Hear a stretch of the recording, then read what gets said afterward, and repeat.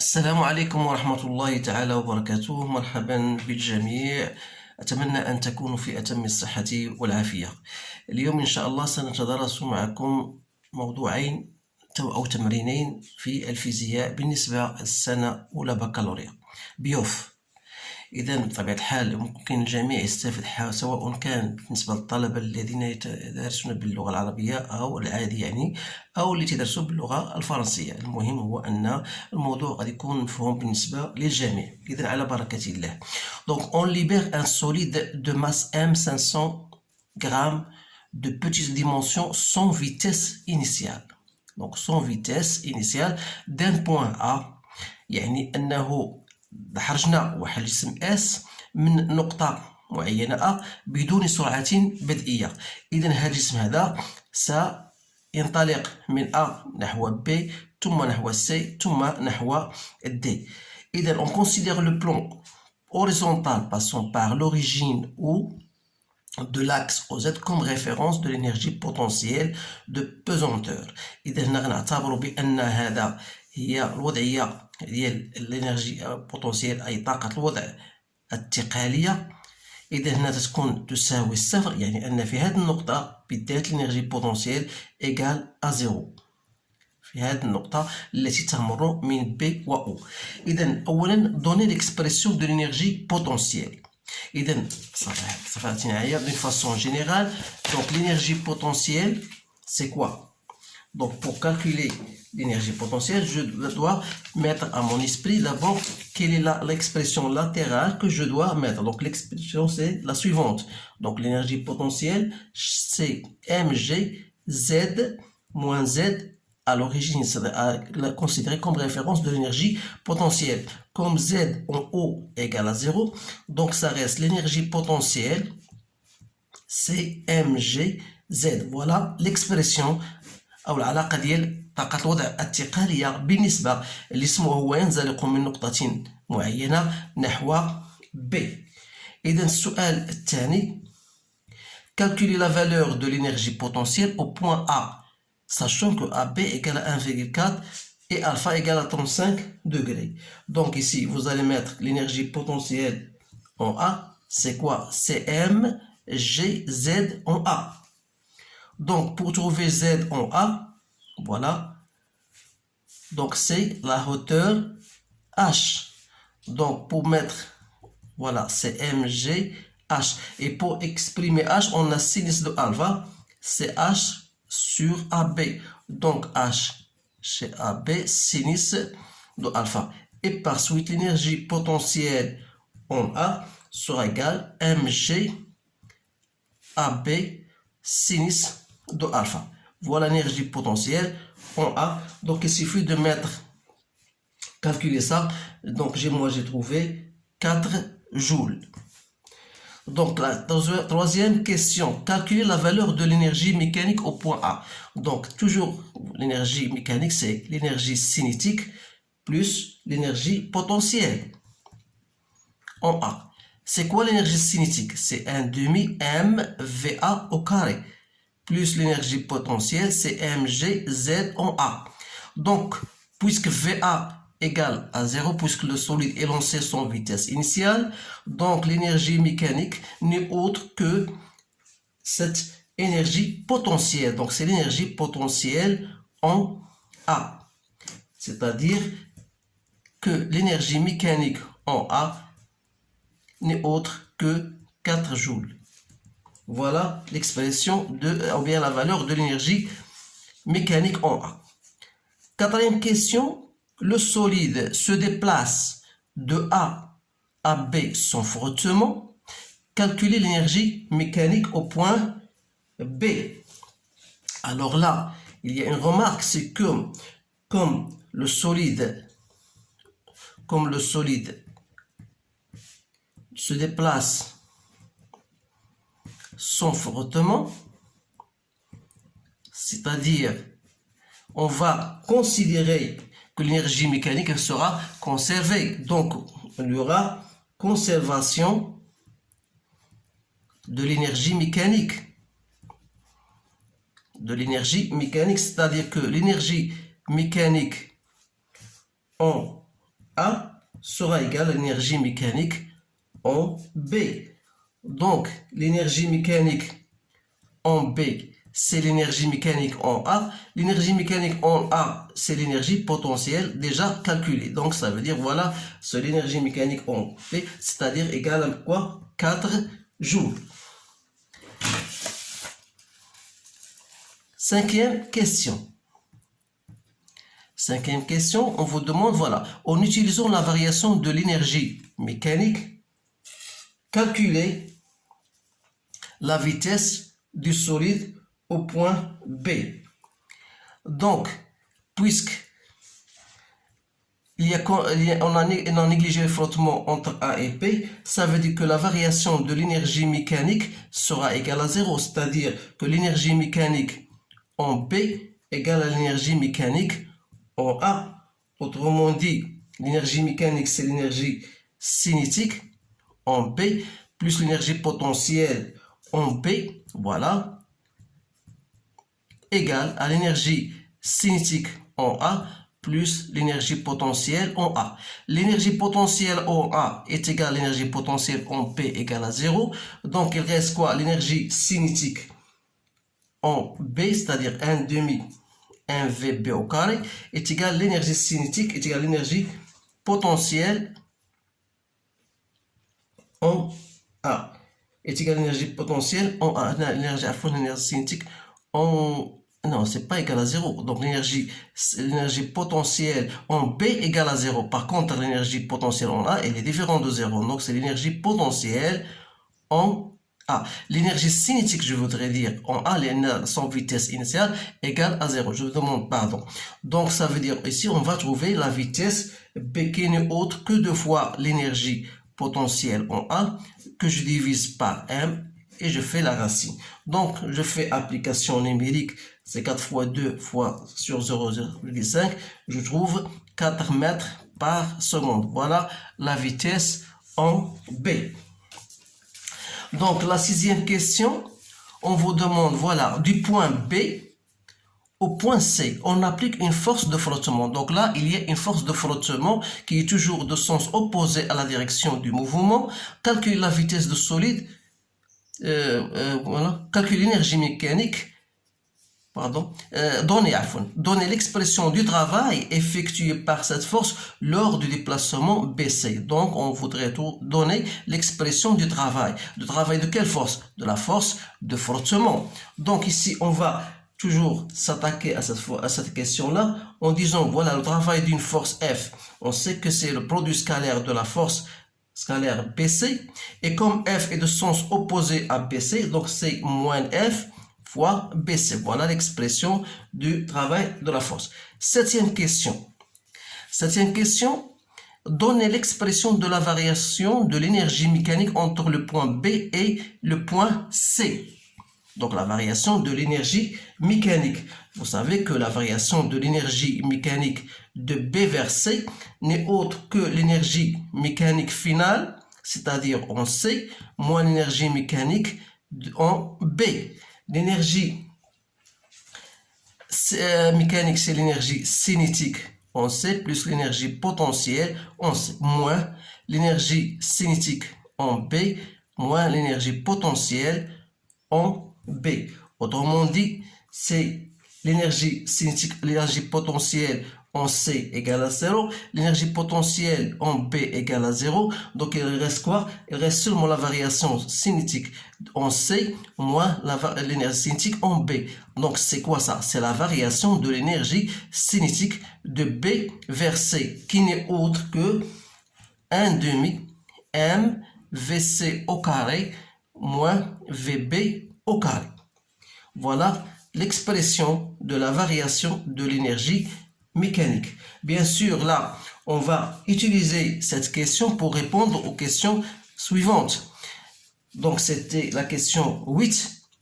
En utilisant les questions 6 et 7, on déduire la valeur de la force de frottement, sachant que la vitesse en C égale à 2 mètres par seconde et que BC égale à 0,8. Donc, la question 8. Vous savez que la variation de l'énergie mécanique de B vers C on a dit c'est la variation de l'énergie cinétique de B vers C. Et la variation de l'énergie cinétique, c'est le travail de toutes les forces qui s'appliquent donc la force de frottement, plus le travail du poids. Donc le travail du poids égale à 0. Pourquoi? Parce que le vecteur du poids est perpendiculaire à la direction BC. Donc il reste quoi? Il reste travail de la force de frottement qui est égale à moins F fois BC.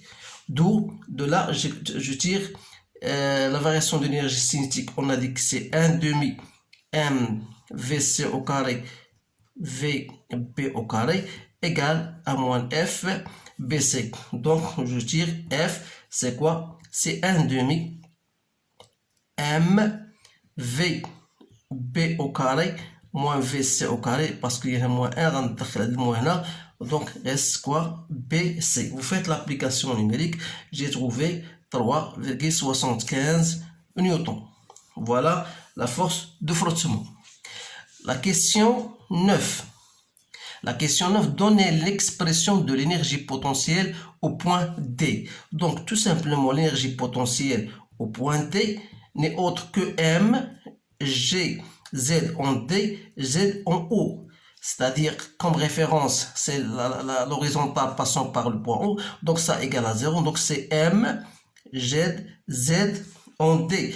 Or, Z en D, c'est-à-dire cette hauteur-là, je peux la calculer en utilisant sinus de θ égale ça sur ça. Donc c'est CD fois sinus de θ. Donc c'est MG CD sinus de θ. Voilà l'expression de l'énergie potentielle au point D. Donc je passe à la question 10.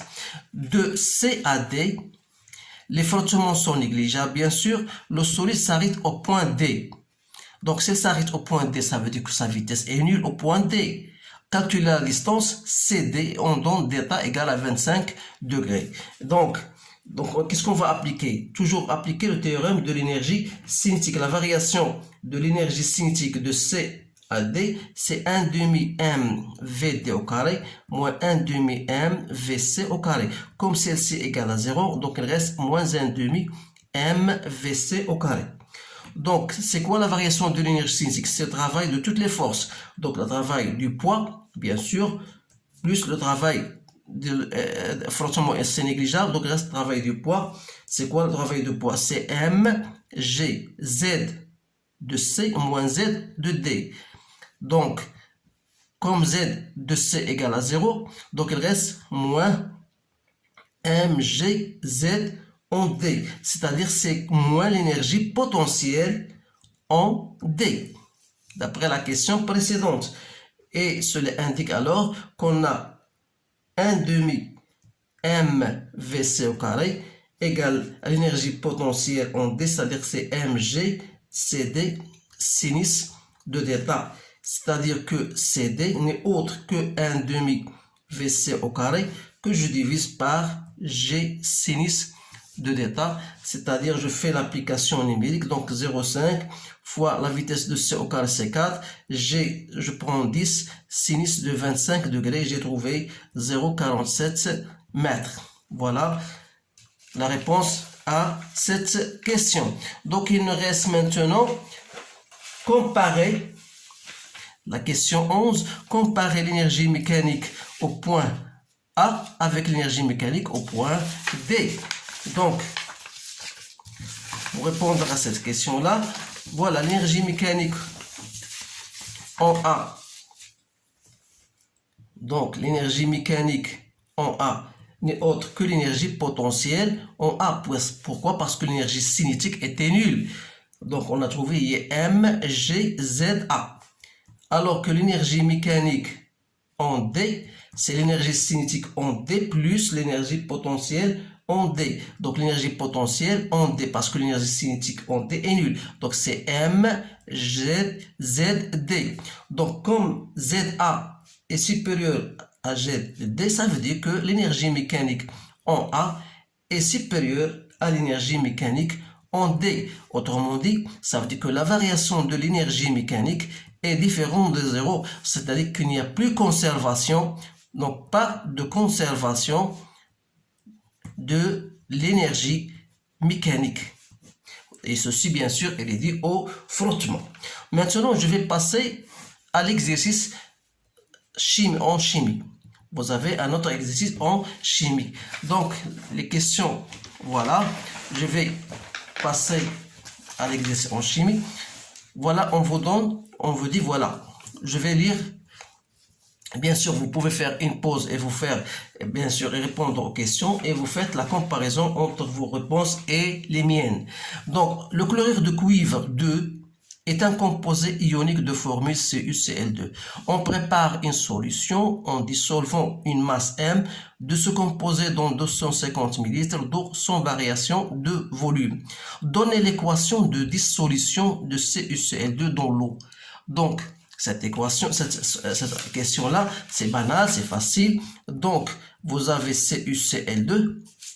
Donc, dans l'eau, il va passer à Cu de plus Cl moins. Donc, il faut équilibrer les charges. Donc, de Cl moins. La première question. Deuxième question. Deuxième question, on mesure la conductance et المواصلة d'une portion en utilisant une cellule أي خلية اللي عندها S la surface ديالها 4 10 10 mètres au carré عندها la longueur, on trouve I l'intensité du courant. Calculer la valeur de G. Donc la valeur de G, c'est quoi? Vous savez que G n'est autre que 1 sur R. D'après la relation d'Ohm, vous savez que la tension au bord d'une résistance, c'est RI. Donc, R, c'est quoi? C'est U sur I. Et alors là, G, c'est quoi? C'est 1 sur S, c'est-à-dire c'est I sur U. On va faire application numérique. 3,200, on a oublié, bien sûr, il faut convertir en ampères. Divisé par 3, je trouve 1,06, 10 moins 3, et G toujours en Siemens. Voilà, G. Troisième question.